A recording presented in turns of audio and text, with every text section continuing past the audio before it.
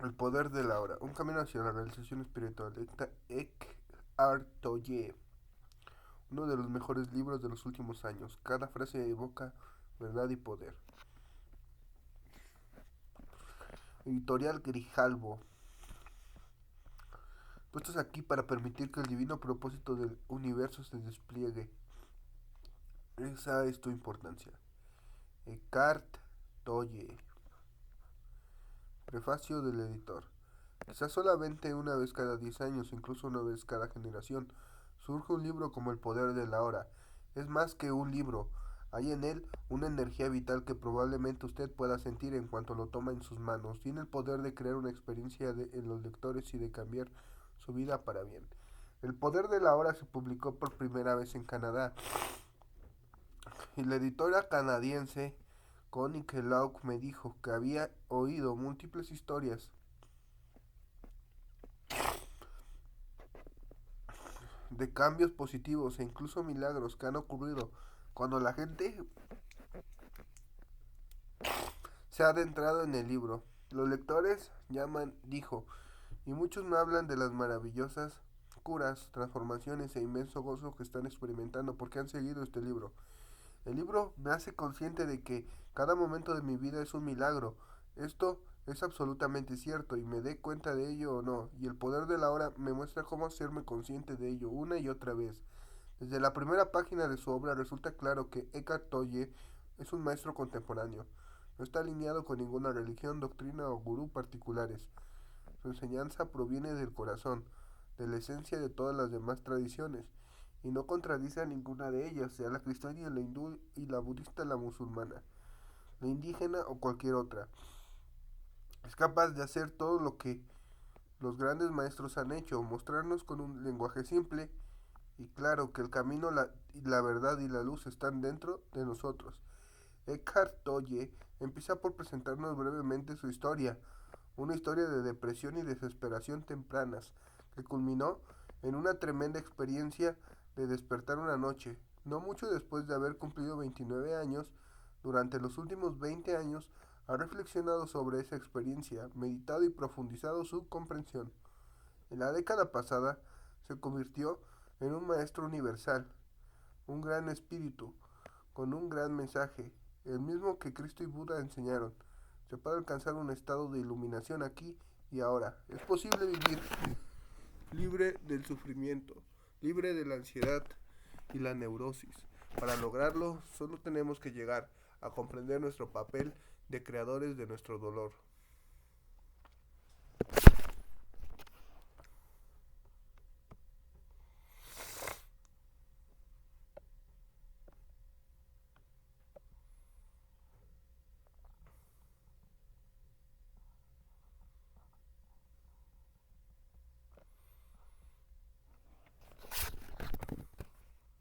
Nuestra propia mente causa nuestros problemas, no son los demás, ni el mundo de allá afuera. Es nuestra propia mente con su corriente casi constante de pensamientos pensando sobre el pasado, preocupándose por el futuro. Cometemos el gran error de identificarnos con nuestra mente, de pensar que eso es lo que somos, cuando de hecho somos seres mucho más grandes. Una y otra vez, Eckhart Tolle nos muestra cómo conectarnos con lo que llamamos nuestro ser. El ser es la vida una, eterna, siempre presente, que está más allá de miles de formas de vida que están sujetas al nacimiento y la muerte. Sin embargo, el ser solo está allá, más allá, sino también profundamente en el interior de cada forma como su esencia más invisible e indestructible. Esto significa que es accesible a usted ahora como su propio ser más profundo, como su verdadera naturaleza, pero no busque asirlo con su mente. No trate de comprenderlo, solo puede conocerlo. Cuando la mente se ha callado, cuando usted está presente completa e intensamente en el ahora, recuperar la conciencia del ser y permanecer en ese estado de sensación de realización es la iluminación. Es casi imposible leer de corrido el poder de la hora. Usted necesita dejarlo periódicamente, reflexionar sobre lo que dice y aplicarlo a su experiencia. Es una guía, es un curso completo de meditación y realización. Es un libro para leerlo una y otra vez. Cada vez que lo haga, usted obtendrá más profundidad y significado. Es un libro que muchas personas, incluyéndome a mí, querrán estudiar toda la vida. El poder de la hora tiene un número creciente de lectores devotos y es considerado una obra maestra. Se diga lo que se diga, es un libro con el poder de cambiar vidas, de despertarnos para comprender plenamente quiénes somos. Prólogo. Cobijados por un cielo, los rayos anaranjados del sol poniente pueden en ocasiones especiales obsequiarnos un momento de belleza tan considerable que nos encontramos momentáneamente pasmados con la mirada congelada. El esplendor del momento nos deslumbra de tal modo que nuestras compulsivas mentes charlatanas hacen una pausa como para no llevarnos mentalmente a un lugar diferente de aquí y el ahora. Bañados en luz parece que se abre una puerta a otra realidad, siempre presente, pero rara vez presenciada. Abraham Maslow lo llamaba experiencias cumbre, puesto que representa los momentos más altos de la vida, cuando nos encontramos gozosamente catapultados más allá de lo mundano y lo ordinario. Podía igualmente haberle llamado experiencias de atisbo. Durante estas ecuaciones de expansión vislumbramos un destello del reino eterno del ser, aunque solo sea por un breve momento. Lleguemos al momento de nuestro verdadero ser. Ah, podría uno suspirar tan grandioso si pudiera quedarme aquí, pero ¿cómo tomar residencia permanente? Durante los últimos 10 años me he aplicado a averiguarlo. Durante mi búsqueda he tenido el honor de entablar diálogos con los más osados, inspiradores y penetrantes pioneros de paradigmas de nuestro tiempo en medicina, ciencia, psicología, negocio, religión, espiritualidad y potencial humano. Este diverso grupo de individuos tienen en común la percepción de que la humanidad está dando un salto cuántico hacia adelante en su desarrollo evolutivo. Este cambio va acompañado de un giro en la visión del mundo, la imagen básica que tenemos de cómo son las cosas. Una visión del mundo busca contestar dos preguntas fundamentales: ¿quiénes somos y cuál es la naturaleza del universo en el que vivimos? Nuestras respuestas a estas preguntas determinan la capacidad y las características de nuestras relaciones personales con la familia, los amigos y jefes y empleados. Cuando se considera en una escala mayor, definen las sociedades. No es sorprendente que la visión del mundo que esté emergiendo ponga en duda muchas de las cosas que la sociedad occidental considera verdaderas. Mito 1. La humanidad ha alcanzado el pináculo de su desarrollo. El cofundador de Salem, Michael Murphy, rastreando estudios de religiones comparadas, medicina, antropología, deportes, ha sacado la estimulante conclusión de que hay etapas más avanzadas del desarrollo humano. En la medida de que una persona alcanza esos niveles avanzados de madurez espiritual, empiezan a florecer extraordinarias capacidades de amor, vitalidad, personalidad, conciencia personal, intuición, percepción, comunicación y voluntad. Primer paso: reconocer que existen. La mayoría de las personas no lo reconoce. Solo entonces se pueden emplear métodos con intención consciente. Mito 2. Estamos completamente separados unos de otros, de la naturaleza y de los cosmos. Este mito del distinto de mí ha sido responsable de guerras, el asolamiento del planeta y de todas las formas y expresiones de la injusticia humana. Después de todo, ¿quién en su sano juicio haría daño a otro si experimentara a esa persona como parte de sí mismo? Stan Grof, en su investigación de estados no ordinarios de conciencia, resume diciendo que la psique y la conciencia de cada uno de nosotros es al fin y al cabo correspondiente con todo lo que es, porque no hay fronteras absolutas entre el cuerpo ego y la totalidad de la existencia. La medicina era 3 del doctor Larry Dossey, en la que los pensamientos, las actitudes y las intenciones de curación de un individuo pueden influir en la fisiología de otra persona. En contraste, como la era 2, en la que prevalece la medicina mente-cuerpo, está muy bien sustentada por estudios científicos sobre el poder curativo de la oración. Ahora bien, esto no puede ocurrir de acuerdo con los principios conocidos de la física y con la visión del mundo de la ciencia tradicional. Sin embargo, la abundancia de las evidencias sugiere que de hecho ocurre. Mito 3. El mundo físico es todo lo que hay. Atada a la materia, la ciencia tradicional asume que cualquier cosa que no pueda ser medida examinada en un laboratorio o comprobado por los 5 sentidos y sus extensiones tecnológicas simplemente no existe. Es irreal. La consecuencia, toda la realidad se ha reducido a la realidad física. La dimensión espiritual, a lo que yo llamaría dimensiones no físicas de la realidad, han sido desterradas. Esto choca con la filosofía perenne, ese consenso filosófico que se extiende a través de épocas, religiones, tradiciones y culturas, que describe dimensiones de la realidad diferentes pero continuas. Estas van más de las más densas y menos conscientes, lo que llamaríamos materia, a las menos densas y más conscientes, que llamaríamos dimensiones espirituales. Curiosamente, este modelo extendido multidimensional de la realidad es sugerido por teóricos cuánticos, tales como Jack Scarfetti, que describe el viaje superluminal.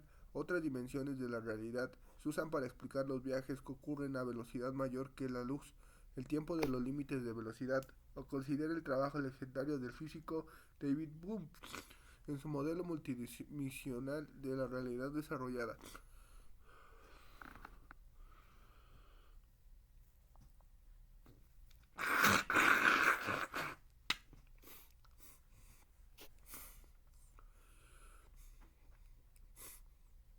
O considero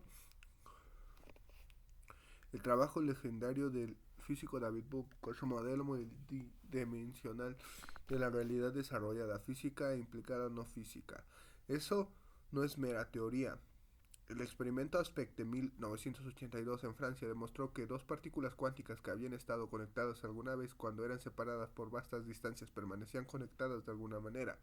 Si se cambiaba a una partícula, la otra cambiaba instantáneamente. Los científicos no conocen la mecánica de cómo ocurre este viaje más rápido que la velocidad de la luz, aunque algunos teóricos sugieren que esta conexión tiene lugar por medio de puertas a dimensiones superiores. Así pues, al contrario de lo que pudieran pensar aquellos que se empeñan con su lealtad del paradigma tradicional, las personas pioneras e influyentes con las que hablé sentían que no hemos alcanzado el pináculo del desarrollo humano. Estamos conectados, más que separados, con el resto de la vida y el espectro completo de la conciencia. Comprende tanto la dimensión física como la multitud de dimensiones no físicas de la realidad. En esencia, esta nueva visión del mundo supone que usted se ve a sí mismo, a los demás y a toda la vida, no con los ojos de nuestro pequeño ser terrenal que vive en el tiempo y ha nacido con el tiempo, sino más bien a través de los ojos del espíritu de nuestro ser, del verdadero ser de sí mismo. Una a una las personas están pasando a esta órbita superior. Con este libro, El poder de la hora toma con todo derecho su lugar. Entre este grupo especial de maestros universales, el mensaje de Eckhart es el problema de la humanidad. Está profundamente arraigado en la mente misma, o más bien en nuestra identificación errónea con nuestra mente, nuestra conciencia fluctuante, nuestra tendencia a tomar el camino de menor esfuerzo, sin estar totalmente despiertos al momento presente. Crea un vacío y la mente atada al tiempo, que ha sido diseñada para ser un sirviente útil, busca compensación proclamándose el amo. Como una mariposa que revolotea de una flor a otra, la mente se aferra a las experiencias pasadas o proyectando su propia película, anticipa lo que va a venir. Rara vez nos encontramos descansando en la profundidad oceánica del aquí y ahora, porque es aquí, en el ahora, donde encontramos nuestro verdadero ser que se está detrás del cuerpo físico, nuestras emociones cambiantes y nuestra mente parlanchina. La gloria suprema del desarrollo humano nos apoya en nuestra habilidad para pensar y razonar, aunque esto es lo que nos distingue de los animales. El intelecto, como el instinto, es simplemente un punto a lo largo del camino. Nuestro destino último es volver a conectarnos con nuestro ser racional y expresar nuestra realidad extraordinaria, divina en el mundo físico ordinario, momento a momento. Esto se dice fácilmente, pero aún son pocos los que han alcanzado las últimas posibilidades del desarrollo humano. Afortunadamente hay guías y maestros para ayudarnos a lo largo del camino. Como maestro y guía, el formidable poder de Eckhart. Nuestra habilidad de deleitarnos con historias entretenidas, ni en haber concreto lo abstracto, ni en ofrecernos una técnica útil. Más bien, su magia se basa en su experiencia personal, la de alguien que sabe. El resultado es que hay un poder tras sus palabras, que se encuentra solamente en los más celebrados maestros espirituales. Al vivir desde las profundidades de esta realidad superior, Eckhart despeja un camino lleno de energía para que los demás se la unan. ¿Y qué pasa si lo hacen? Seguramente el mundo como lo conocemos mejoraría. Los valores cambiarían entre los restos del naufragio, de los temores que han sido arrastrados por el torbellino del ser mismo. Nacería una nueva civilización. ¿Dónde está la prueba de esta realidad superior? Preguntará usted. Ofrezco solo una analogía. Un gran grupo de científicos pueden reunirse y darle a usted todas las pruebas científicas de que los bananos son amargos, pero todo lo que usted tiene que hacer es probar unos una sola vez para darse cuenta que hay todo ese otro aspecto de los bananos. En últimas, la prueba no está en los argumentos intelectuales, sino en ser tocado en alguna medida por lo sagrado. Héctor Tolle nos abre magistralmente a esta posibilidad. Introducción. El origen de este libro. El pasado me sirve de poco y rara vez pienso en él. Sin embargo, me gustaría contarles brevemente cómo llegué a ser un maestro espiritual y cómo nació ese libro. Hasta los 30 años viví en un estado de ansiedad casi continua, salpicada, con periodos de depresión suicida. Ahora lo siento como si estuviera hablando de una vida pasada o de la vida de alguien diferente. Una noche, no mucho después de cumplir 29 años, me desperté de madrugada con un sentimiento absoluto de terror. Había despertado con ese sentimiento muchas veces antes, pero esta vez era más intenso que nunca. El silencio de la noche, los contornos vagos de los muebles en la habitación oscura, el ruido distante de un tren, todo parecía tan ajeno, tan hostil y tan absolutamente sin sentido, que creó en mí un profundo aborrecimiento del mundo. Lo más odioso de todo, sin embargo, era mi propia existencia. ¿Qué sentido continúa? ¿Qué sentido tenía continuar viviendo con esta carga desdichada? ¿Por qué seguir con esta lucha continua? Podía sentir un profundo anhelo de aniquilación, de inexistencia, que se estaba volviendo mucho más fuerte que el deseo instintivo de continuar viviendo. No puedo seguir viviendo conmigo mismo. Este era el pensamiento que se repetía continuamente en mi mente. Entonces súbitamente me hice consciente de cuán peculiar era este pensamiento. ¿Soy uno o dos? Si no puedo vivir conmigo mismo, debe haber dos, el yo y el mí mismo, con el que yo no puedo vivir. Quizá pensé, solo uno de los dos es real. Esta extraña revelación me aturdió tanto que mi mente se detuvo. Estaba completamente consciente, pero no había más pensamientos. Después me sentí arrastrado hacia lo que parecía un vórtice de energía. Al principio era un movimiento lento y después aceleró. Me sobrecogió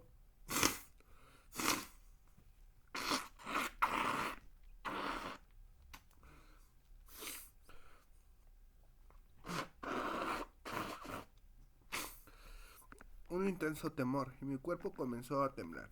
Oí las palabras, no te resistas a nada, como si fueran pronunciadas dentro de mi pecho. Sentía como si me arrastrara a un vacío.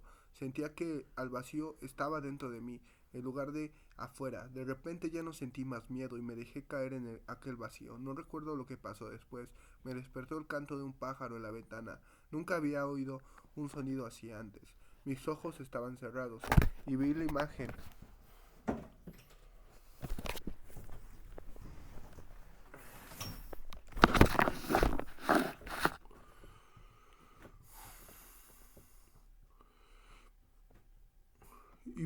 de un diamante precioso. Sí, si un diamante pudiera producir un sonido sería así. Abrí mis ojos. La primera luz del amanecer se filtraba por las cortinas sin ningún pensamiento. Sabía que hay mucho más que en la luz, que aquello de lo que nos damos cuenta. Aquella suave luminosidad filtrándose a través de las cortinas era el amor mismo. Mis ojos se llenaron de lágrimas. Me levanté y caminé por la habitación. La reconocía, sin embargo sabía que antes no la había visto verdaderamente. Todo era fresco y pristino, como si acabara de nacer. Tomé cosas, un lápiz, una botella vacía, maravillándome ante la belleza y la vividez de todo aquel día. Caminé por la ciudad en total asombro, por el milagro de la vida sobre la tierra, como si acabara de nacer en este mundo. En los 5 meses siguientes viví un profundo estado de paz y embelezamiento ininterrumpidos. Después esta condición disminuyó, algo en intensidad o quizá me pareció porque se volvió mi estado natural.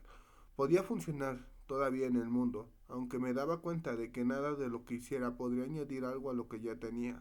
Sabía, por supuesto, que algo profundamente significativo me había ocurrido, pero no lo entendía en absoluto. Solamente varios años después, luego de haber leído textos espirituales y de haber pasado tiempo con maestros, me di cuenta de que lo que todo el mundo buscaba ya me había ocurrido a mí. Comprendí que la intensa presión del sufrimiento aquella noche debía haber forzado a mi conciencia a retirarse a su identificación con aquel ser infeliz y profundamente temeroso, identificación que es en últimas una ficción de la mente. Estar retirado debió ser tan completamente que este ser sufriente y falso se derrumbó inmediatamente, como cuando se le quita el tapón a un juguete inflable. Lo que quedó después fue mi verdadera naturaleza como eterno presente que yo soy, la conciencia en su estado puro, anterior a la identificación con la forma. Más tarde aprendí también a entrar a este tipo de reino interior, ajeno al tiempo y a la muerte, que había percibido originalmente como un vacío y a permanecer completamente consciente. Viví en estados de arrobamiento y santidad tan indescriptibles que incluso la experiencia original, que acabó de describir palidez en comparación.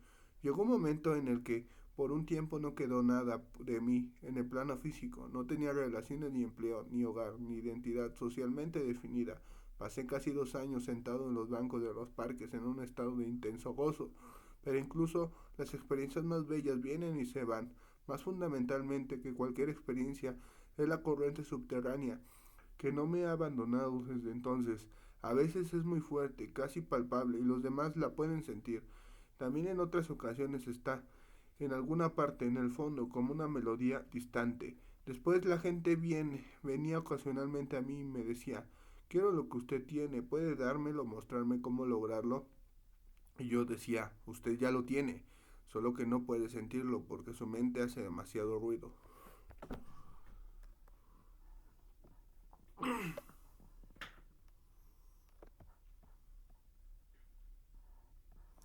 Esta respuesta creció después hasta convertirse en el libro que usted tiene en sus manos.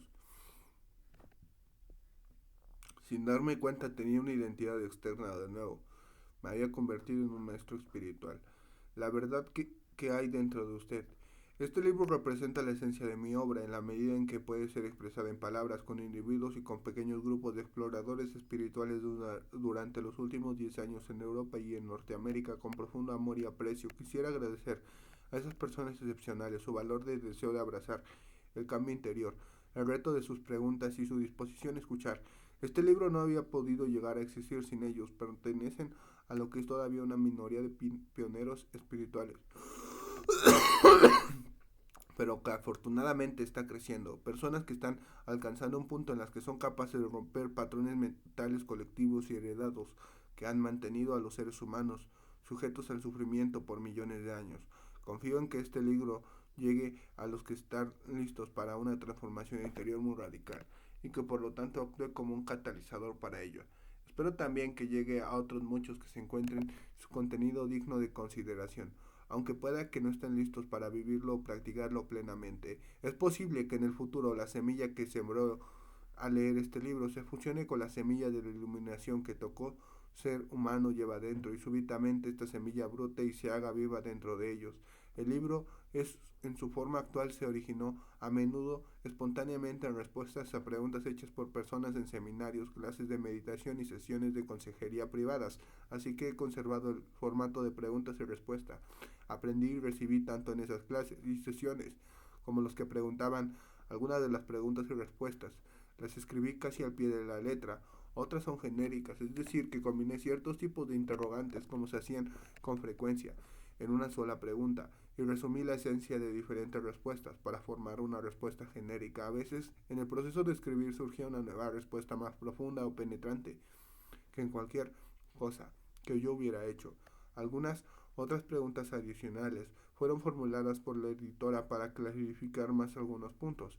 Usted encontrará que desde la primera hasta la última página los diálogos oscilan continuamente entre dos niveles diferentes. En el primer nivel llamo su atención hacia lo que es falso. En usted hablo de la naturaleza de la inconsciencia y de la disfunción humana, así como de sus manifestaciones más comunes en la conducta. Desde los conflictos en las relaciones hasta las guerras entre las tribus o las naciones, tal conocimiento es vital porque a menos que usted aprenda a reconocer lo falso, como algo que no es usted, No puede haber transformación duradera y usted siempre acabará arrastrado de nuevo hacia la ilusión y hacia alguna forma de dolor. En ese nivel, también le muestro cómo ser, no convertir lo que es falso en usted en su verdadero ser.